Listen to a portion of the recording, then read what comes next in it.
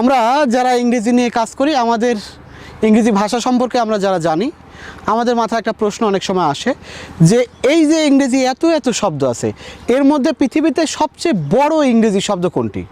এটা অনেকের মাথায় আসে না। আমি যদি বলি পৃথিবীতে সবচেয়ে বড় ইংরেজি শব্দ, এই সবচেয়ে বড় ইংরেজি শব্দটার হচ্ছে এরকম: নিউমোনো আল্ট্রামাইক্রোস্কোপিক সিলিকোভকেনোকনোসিস। আমি আবার বলছি, নিউমোনো আল্ট্রামাইক্রোস্কোপিক সিলিকোভকেনোকিনোসিস।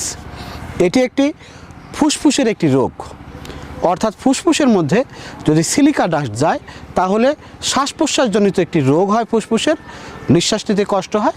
সেই রোগটির নাম হচ্ছে এই নিউমোনো আল্ট্রামাইক্রোস্কোপিক সিলিকোভকেনোকনোসিস, যেটি পৃথিবীর দীর্ঘতম ইংরেজি শব্দ।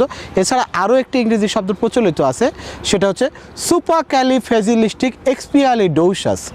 সুপারক্যালিফ্রেজিলিস্টিক এক্সপিয়ালিডোসাস, এই শব্দটার অর্থ হচ্ছে যে অত্যন্ত চমৎকার।